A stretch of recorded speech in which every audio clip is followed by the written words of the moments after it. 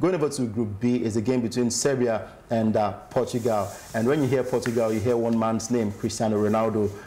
He always delivers for his team, not just his team now, his club side as well. And some have actually compared him to Lionel Messi, saying that Ronaldo has delivered more than Lionel Messi delivered. But we'll not have that argument here on the show. It's for betting options right here on the show. But looking at Serbia and Portugal, on paper, you would think that Portugal should be able to sweep aside Serbia. But then anything can happen in the world of football. And I see the selections that you've made in this one, but I would like Perry to put us through on that one. And I'm seeing interesting selections here. There's one interesting fact about this match is that in the last 5 games, the score has either ended in 1-1 or 1-2, favoring maybe Portugal or Serbia. So we are expecting a very tight game. Serbia is a defensive minded team, so we are expecting a very tight.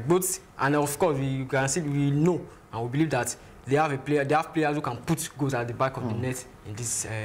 So we are expecting a BTS and. I can't say over 2.5 or BTS in this one. BTS in this one. And looking at the selections, talking about BTS, it actually means both teams to score in that one. But if you want to go for more options, we have a total goals for the away team is over 0.5, meaning that Portugal will get to score a goal in this match, and that odd goes for 1.45, and the total multi-goal for away team that's still on Portugal to score 1 to 3 goals, it stands at 1.30 odds, and for yellow cards total over 3.5 means that we'll have at least 4 yellow cards in this match, 1.31. In as much as Serbia are quite selfish, it shows that the game might be on a rough patch. Certainly it might be. In fact, actually there is a fact according to Opta says that from over their last 18 games, Serbia have actually accounted for about a minimum of 2 yellow cards per game.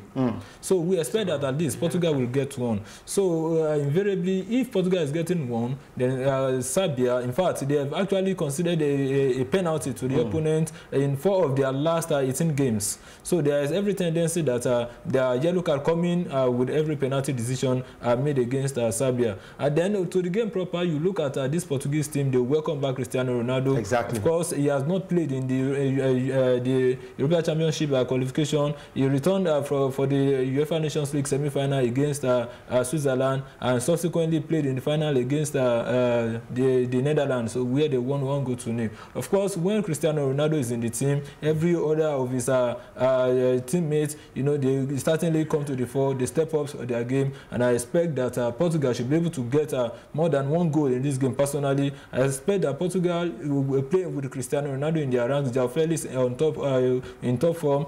Players like Jao Souza, players like Ruben Neves, and a host of others are really on top of their game at the moment, doing well for their various club sides. So then, with Portugal knowing fully well that if they don't get any point in Serbia, Ukraine is likely to run away with their lead at the top of that group presently, then they need to pick up point, and that is why we expect that Portugal certainly will go for this. Very true, and that's in Group B. That game goes down Saturday, 7th of September by 7:45 p.m. Once again, total home team goals should be over 0.5, and we have total multi-goal for the away team, 1 to 3 goals. That stands at 1.30 odds, and yellow cards total over 3.5, meaning that they will have at least 4 yellow cards. Anything less than 4, your tickets don't cast. But hey, we are very sure that this one will happen because Serbia know they are a hard tackling side, so we are very sure that these cards will come through. Talking about having more than 4 yellow cards in this encounter.